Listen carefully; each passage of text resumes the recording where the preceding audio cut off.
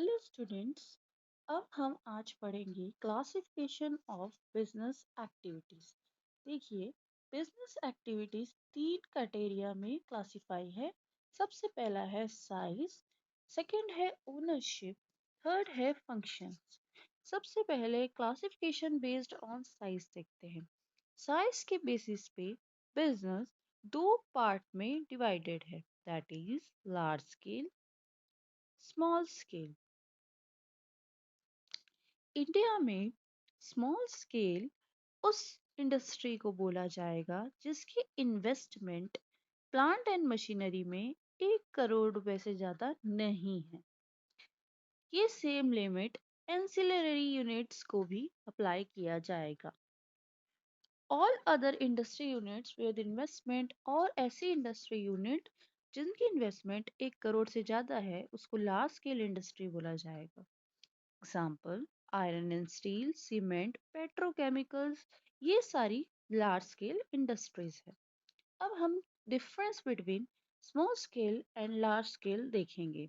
ये बहुत ही ज़्यादा इम्पोर्टेंट है। ठीक है, तो आइए देखते हैं difference between small scale and large scale. चलिए देखते हैं मीनिंग। सबसे पहला, जैसे कि मैंने बताया कि स्मॉल स्केल इंडस्ट्रीज की इन्वेस्टमेंट 1 करोड़ से कम रहेगी किसमें भी, प्लांट एंड मशीनरी में। लार्ज स्केल इंडस्ट्री की इन्वेस्टमेंट 1 करोड़ से ज़्यादा रहेगी इन्वेस्टमेंट में। नेक्स्ट है एरिया। तो इसको large scale sorry small scale industry को बनाने के लिए लेस एरिया की रिक्वायरमेंट होती है, बट लार्ज स्केल इंडस्ट्री को बनाने के लिए वाइड एरिया की रिक्वायरमेंट होती है। प्रोडक्शन प्रोडक्शन यहाँ पे प्रोडक्शन स्मॉल स्केल इंडस्ट्रीज में कैरिड होता है, और जो आउटपुट निकलता है 1000 टन्स में वो निकलता है लार्ज स्केल इंडस्ट्री में। एम्प्लॉयमेंट तो यहाँ पे स्मॉल स्केल इंडस्ट्री है तो लेस पीपल की रिक्वायरमेंट होती है। लार्ज स्केल इंडस्ट्री में बहुत सारे बंदों को एम्प्लॉयमेंट मिलता है क्योंकि बहुत सारे लोगों की रिक्वायरमेंट होती है। इसका एग्जाम्पल है rice mills, bakeries, rolling mills. और लार्ज स्केल इंडस्ट्री का एग्जांपल है हमारा Blaise steel plant, Reliance petrochemical industry, hero Honda manufacturing unit etcetera, ये सारी चीजें। ठीक है, उसके बाद नेक्स्ट देखते हैं classification based on ownership. Classification based on ownership के अंदर क्या लिखा है, ये ओनरशिप के मामले में हमारी जो कंपनीज हैं वो दो सेक्टर में डिवाइडेड है, प्राइवेट सेक्टर और एक है पब्लिक सेक्टर। ठीक है, private sector and public sector. तो प्राइवेट सेक्टर क्या होती है, प्राइवेट सेक्टर कंपनीज अलग होती हैं और पब्लिक सेक्टर कंपनीज अलग होती हैं। देख लेते हैं क्या है। जो पब्लिक सेक्टर एंटरप्राइजेज हैं उसको गवर्नमेंट ओन करेगी और प्राइवेट सेक्टर एंटरप्राइज को खुद उसके ओनर्स ओन करेंगे। But if an enterprise is owned jointly by government and entrepreneur, it is known as joint sector enterprise। अगर दोनों कौन, ओनर और गवर्नमेंट दोनों क्या कर रहे हैं, दोनों उसको देख रहे हैं, तो उसको जॉइंट सेक्टर एंटरप्राइज बोला जाएगा। फिर से, प्राइवेट सेक्टर को कौन रन करेगा, ओनर, पब्लिक सेक्टर को गवर्नमेंट, और अगर दोनों कर रहे हैं तो जॉइंट सेक्टर एंटरप्राइज। ठीक है, अब देखेंगे कि पब्लिक सेक्टर एंटरप्राइज को ऑर्गेनाइज किया जाता है जो कि है departmental undertaking, government company, statutory corporation. Private sector enterprises can be organized as, देखो पब्लिक सेक्टर के अंदर कौन कौन सी एंटरप्राइजेस आती है, पब्लिक सेक्टर के अंदर आती है हमारे departmental undertakings, government companies, statutory corporation, ये सारी चीजें। ठीक है, इसको डिटेल में चैप्टर 2 में देखेंगे। और प्राइवेट सेक्टर के अंदर आती है हमारी sole proprietorship, joint Hindu family, partnership, joint stock company और कोऑपरेटिव सोसाइटी। इसका पूरा चैप्टर है, second chapter forms of organization, वहाँ डिटेल में देखेंगे। अभी सिर्फ इतना ही देखो कि पब्लिक सेक्टर, पब्लिक एंटरप्राइज क्या होती है और प्राइवेट एंटरप्राइज क्या होती है। ठीक है, चलिए अगर हम सिंपल वर्ड्स में देखें तो क्या होगा, पब्लिक सेक्टर यूनिट्स क्या हो गए, all those industry unit which are control, manage and finance by government. ऐसे सारे सेक्टर्स जिसको कौन गवर्न किया है, कौन मैनेज किया है और कौन फाइनेंस किया है? गवर्नमेंट। मतलब गवर्नमेंट ने उस पे पैसा लगाया है, गवर्नमेंट उसको मैनेज करती है और गवर्नमेंट उसको कंट्रोल करती है। उसको बोलेंगे PSUS, private sector unit. Public sector units. Private sector units क्या होंगे? ऐसे ऑर्गेनाइजेशन जिसको इंडिविजुअल या एंटरप्रेन्योर क्या कर रहे हैं, कंट्रोल कर रहे हैं। या गवर्नमेंट का कोई कैपिटल कंट्रीब्यूशन नहीं है, उसको क्या बोला जाएगा? उसको बोला जाएगा प्राइवेट सेक्टर यूनिट्स। ठीक है। अब नेक्स्ट क्या है? Classification based on functions. तो क्लासिफिकेशन बेस्ड ऑन फंक्शंस के अंदर देख लेते हैं क्या लिखा है। बिजनेस एक्टिविटीज को ब्रॉडली क्लासिफाई किया गया है इंडस्ट्री और कॉमर्स के बेसिस पे। ठीक है। आगे कॉमर्स जो है वो फर्दर क्लासिफाइड है ट्रेड और एड्स टू ट्रेड या ऑक्सिलरीज टू ट्रेड में। चार्ट नीचे दिया है ये वाला, ये हम स्पेसिफाई करेगा चीजों को। ठीक है। उसके बाद हम देखेंगे कि बिजनेस का मतलब क्या होता है। इंडस्ट्री और कमर्शियल पर्पस के लिए यूज होने वाली सारी चीजें बिजनेस कहलाती है। इसको डिटेल में लिखेंगे। देखो बिजनेस एक्टिविटीज दो पार्ट में डिवाइड है, इंडस्ट्री कॉमर्स। इंडस्ट्री तो ठीक है, कॉमर्स फर्दर दो पार्ट में डिवाइड है, ट्रेड और ऑक्सिलरीज टू ट्रेड। आइए इसको देखते हैं। नेक्स्ट है इंडस्ट्री। अब इसको इंडस्ट्री का डिटेल में पढ़ेंगे। इंडस्ट्री का मीनिंग क्या है? तो इंडस्ट्री वो सारी इकोनॉमिक एक्टिविटीज है जहाँ रॉ मटेरियल को फिनिश गुड्स में कन्वर्ट किया जाता है। किसको?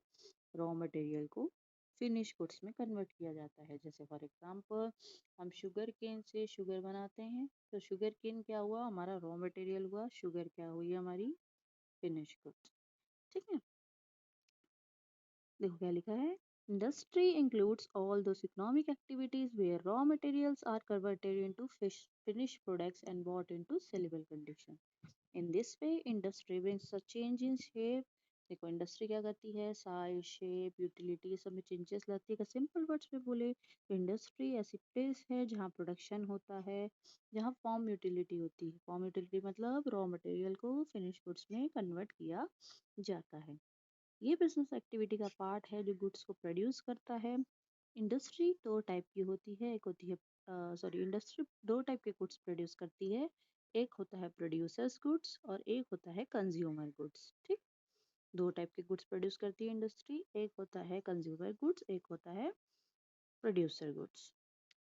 अब देखेंगे कि जो गुड्स इंडस्ट्री प्रोड्यूस करती है वो प्रोड्यूसर कैसे कहलाता है और कंज्यूमर कैसे कहलाता है। तो गुड्स इंडस्ट्री प्रोड्यूस करती है मैन्युफैक्चरिंग और रॉ मटेरियल्स के लिए, और जिसको फर्दर प्रोडक्शन के जो फर्दर प्रोडक्शन के लिए यूज होता है उसको प्रोड्यूसर गुड्स बोलते हैं। जैसे मशीन, मशीन को भी प्रोड्यूस करना पड़ेगा, तो वो किसके अंदर आएगी? वो आएगी प्रोड्यूसर गुड्स के अंदर।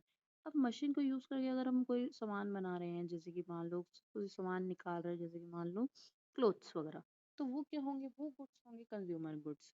तो डेफिनेशन दी हुई है इंडस्ट्री की, इसमें देख लेते हैं ये वाली स्प्रिगल के अकॉर्डिंग। इंडस्ट्री क्या है? इंडस्ट्री एक्सीलेंट अपॉर्चुनिटी प्रोवाइड करती है, सोशल इकोनॉमिक सर्विस और हाईएस्ट ऑर्डर। मतलब इंडस्ट्री ही ना हो तो रॉ मटेरियल को फिनिश गुड्स में कन्वर्ट कैसे किया जाए और ह्यूमन बींग्स की सेटिस्फाइड नीड्स को कैसे पूरा किया जाए। तो इंडस्ट्री बहुत ही एक्सीलेंट अपॉर्चुनिटी निभाती है। नेक्स्ट है industries product can be organize in the following categories. Industry के कुछ प्रोडक्ट्स को क्लासिफाई किया गया है कैटेगरी वाइज, देख लेते हैं। चलिए सबसे पहला है कंज्यूमर गुड्स। नाम से पता चल रहा है कंज्यूमर गुड्स क्या होंगे?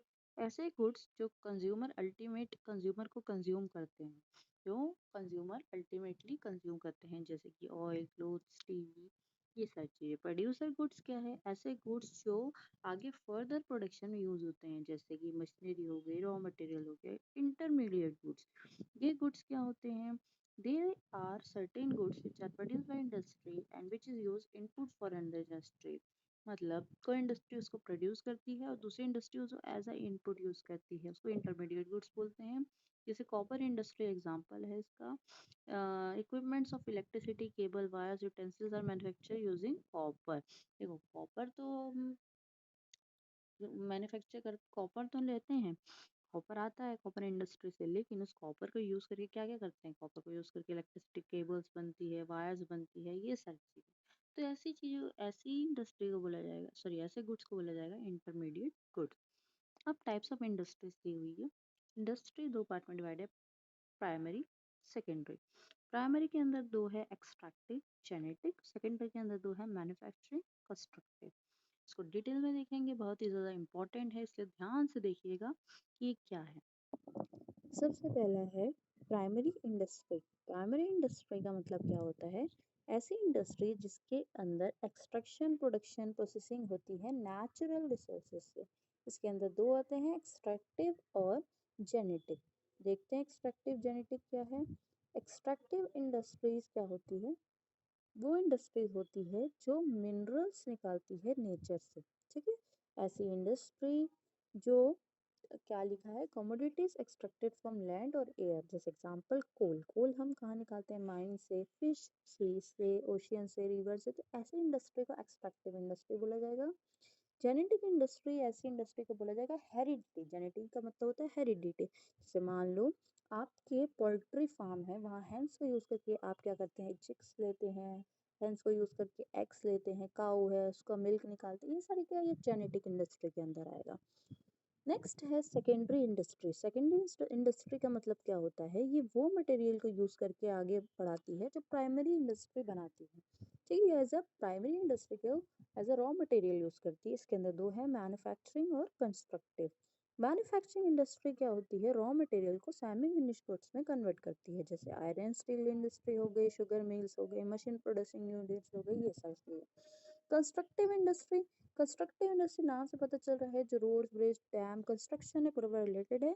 इस इंडस्ट्री की एक फीचर है कि इसके जो सामान है उसको उठा के कहीं शिफ्ट नहीं किया जा सकता। जैसे एग्जांपल, अगर ब्रिज बन रहा है तो ऐसा तो नहीं बोलेंगे कि मैं घर जाके ब्रिज बना लेता हूँ, यहाँ शिफ्ट कर देते हैं, यहाँ से यहाँ फैक्ट्री। ऐसा नहीं है। और ये एक काफी हैवी इन्वेस्टमेंट मांगती है, क्या, कंस्ट्रक्शन इंडस्ट्री। उसके बाद है टर्शरी इंडस्ट्री या फिर सर्विस इंडस्ट्री। टर्शरी या सर्विस इंडस्ट्री नाम से पता चल रहा है, ये सर्विस प्रोवाइड करती है, गुड्स और सर्विस प्रोवाइड करती है गुड्स के इजली फ्लो में। ठीक है, सर्विस इंडस्ट्री के अंदर क्या होता है, transport, banking, insurance, warehousing, advertisement, ये सारी चीजें आती है जो कि हेल्प करती है बिजनेस को स्मूथली फ्लो करने में।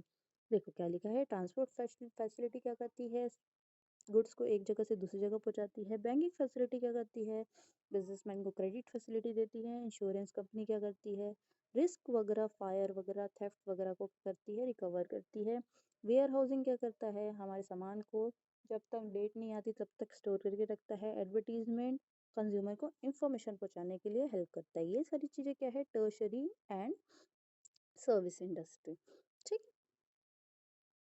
अब नेक्स्ट है इम्पोर्टेंस ऑफ इंडस्ट्री। इंडस्ट्री के क्या क्या इंपॉर्टेंस है? सबसे पहला है economic development of nation. Economic development of nation के लिए इंडस्ट्री क्या है, इकोनॉमी के डेवलपमेंट के लिए बहुत इंपॉर्टेंट है। जितना इंडस्ट्री क्या करेगी, रॉ मटेरियल को फिनिश गुड्स में कन्वर्ट करेगी और बेचेगी, उसको हाई प्रॉफिट होगा। तो per capita income company industry की, पर कैपिटा इनकम इंडिया की अच्छी आएगी। मतलब एक बंदा कितना कमाता है। इंक्रीज इन नेशनल इनकम, फिर से वही चीज़ कि हमारी कंट्री का सरप्लस बढ़ेगा, कि यहाँ पे इंडस्ट्री रहेगी, इंडस्ट्री में गुड्स प्रोड्यूस होंगे, गुड्स प्रॉफिट में बिकेंगे, प्रॉफिट में बिकेंगे तो पैसा आएगा, पैसा आएगा तो टैक्स पे होगा, टैक्स पे होगा तो वो डेवलपमेंट के लिए यूज होगा। कहाँ के डेवलपमेंट के लिए, कंट्री के डेवलपमेंट के लिए यूज होगा। नेक्स्ट है यूटिलाइजेशन ऑफ रिसोर्सेज। रिसोर्सेज का वेस्ट नहीं होगा, सारी चीजें अच्छी तरीके से होंगी।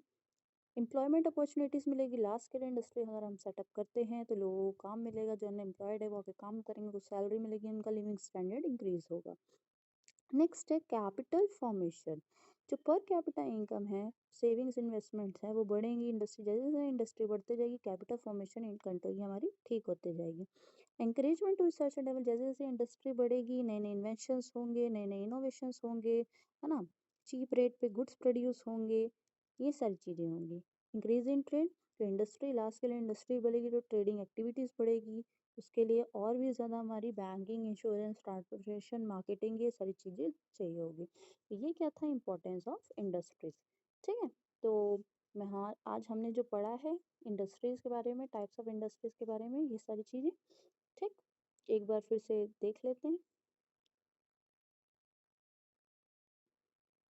आज हमने क्लासिफिकेशन ऑफ बिजनेस एक्टिविटी पढ़ा था, based on size, based on ownership based on functions. उसके बाद हमने इंडस्ट्री देखा, इंडस्ट्री के टाइप्स देखे, उसके अंदर प्राइमरी सेकेंडरी इंडस्ट्री देखा।